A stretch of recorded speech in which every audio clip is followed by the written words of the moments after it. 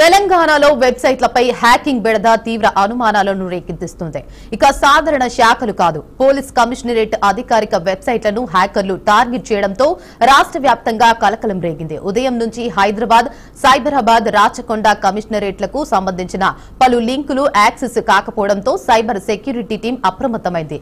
తక్షణమే టెక్నికల్ బృందం రిపోర్టులు సమీకరించగా అనుమానాస్పద ఐపీ అడ్రస్ల నుంచి సర్వర్లలో ప్రవేశం చేసేందుకు పలు ప్రయత్నాలు జరిగినట్లు బయటపడింది. హ్యాకర్లు కొన్ని వెబ్ పేజీలను డిఫేస్ చేయడంతో పాటు డేటా యాక్సెస్ చేయడానికి కూడా ప్రయత్నించినట్లు ప్రాథమిక సమాచారం. దీంతో వెంటనే సర్వర్లను తాత్కాలికంగా డౌన్ చేసే భద్రతను కఠినతరం చేసినట్లు పోలీసులు తెలిపారు.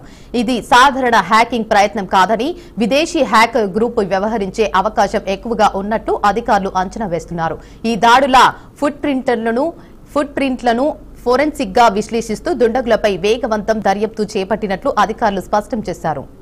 ఇక పాతబడిన సెక్యూరిటీ ప్యాచ్లు, బలహీన పాస్వర్డ్లు వెంటనే మార్చాలని, భద్రతా చర్యలను బలోపేతం చేయాలని సైబర్ సెక్యూరిటీ విభాగం అన్ని శాఖలకు స్పష్టమైన హెచ్చరిక జారీ చేసింది. ఈ హ్యాకింగ్ ఘటనలో ఏ మేర డేట్ లీక్ అయింది, హ్యాకింగ్ కు వెనుక ఉన్న గ్రూప్ ఎవరు, ఎలాంటి నష్టం జరిగిందన్న ఈ విషయాలన్నిటిపై త్వరలో అధికారిక ప్రకటన విడుదల చేయనున్నట్లు సైబర్ క్రైమ్ అధికారులు వెల్లడించారు. ఇక ఇదే అంశంపై మరింత సమాచారాన్ని మా క్రైమ్ బ్యూరో చీఫ్ ఇనారెడ్డి అందిస్తారు. చెప్పండి ఇనారెడ్డి, అప్డేట్స్ ఏంటి?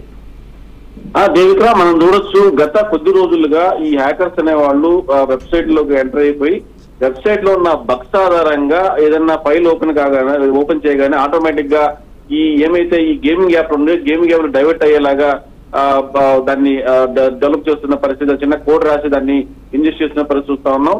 ఇదే నేపథ్యంలో ఇప్పటికే హైకోర్టు వెబ్సైట్ కూడా సేమ్ ఇలాగనే డైవర్ట్ అయిపోయింది. తెలంగాణలో చాలా వెబ్సైట్ అంటే దేశవ్యాప్తంగా చాలా ఇలాగ జరిగింది. అయితే ఇప్పుడు హైదరాబాద్ పరిధిలోని ఒక పక్కన రాచకొండ, సైబరాబాద్ సంబంధించిన పోలీస్ వెబ్సైట్లు కూడా ఇదే రకంగా గేమింగ్ యాప్ లోకి డైవర్ట్ అయ్యేలాగా కోడ్ రాసే విధంగా వాళ్ళు డైవర్ట్ చేసే ప్రయత్నం చేశారు. ఇమీడియట్ గా స్పందించిన ఐటీ డిపార్ట్మెంట్ ఇమీడియట్ గా వాడిని సర్వర్ డౌన్ చేసి బ్యాన్ చేయడం జరిగింది. దీనికి సంబంధించి అంటే ఎవరైతే ప్రయత్నం చేస్తున్నారో, ఎవరైతే ఈ రకంగా డైవర్ట్ కి హ్యాకింగ్ కి ట్రై చేస్తున్నారో దానికి సంబంధించిన ఫుట్ ప్రింట్స్ అంటే దానికి సంబంధించిన ఆధారాలను సేకరించి దాని పరంగా ఎవరెవరైతే ఎవరు ఇన్వాల్వ్ అయిన దాని మీద అనలైజ్ చేస్తున్న తెలుస్తా ఉంది. ఇదంతా కూడా మన కంట్రీకి సంబంధం లేకుండా విదేశాల నుంచి ఈ రకమైన అటాక్ ను ట్రై చేస్తున్నట్టు కూడా ఇప్పటికే ఐటీ అధికారులు గుర్తించారు. దీనికి సంబంధించి ఎలాంటి నష్టం కూడా జరగలేదు. కాకపోతే ఒకవేళ కనుక లేకపోతే డేటా చోరీ జరిగి ఉండేదని చెప్పి కూడా భావిస్తున్న నేపథ్యంలో ఖచ్చితంగా మన యొక్క సర్వర్లో ఉన్న డేటాని హ్యాక్ చేయడానికి, తర్వాత గేమింగ్ యాప్ లో డైవర్ట్ చేయడానికి చేస్తున్న ప్రయత్నంలో భాగంగా అటాక్ జరిగిందని చెప్పిన ప్రాథమికంగా గుర్తించారు. ప్రస్తుతం అయితే మాత్రం ఎలాంటి అటాక్ జరగలేదు, సర్వర్లు కూడా డౌన్ చేయడం జరిగింది. సో ప్రస్తుతం అయితే మాత్రం ఈ ఫుట్ ప్రింట్ ఆధారంగా అంటే ఎవరైతే ఈ ప్రయత్నాలు చేశారో ఆ ఫుట్ ప్రింట్ ఆధారంగా ఎవరైనా కూడా గుర్తించే పనిలో పడ్డాము. ఖచ్చితంగా మా సైట్లన్నీ కూడా ఇంకా సెక్యూరిటీ పెంచే విధంగా కూడా దానికి సంబంధించిన ప్రయత్నాలు మొదలుపెట్టామని చెప్పి కూడా సైబర్ సెక్యూరిటీ బ్యూరో చెప్తున్న పరిస్థితి మనం గమనించింది. Devika, right, thank you for the update Inna Reddy.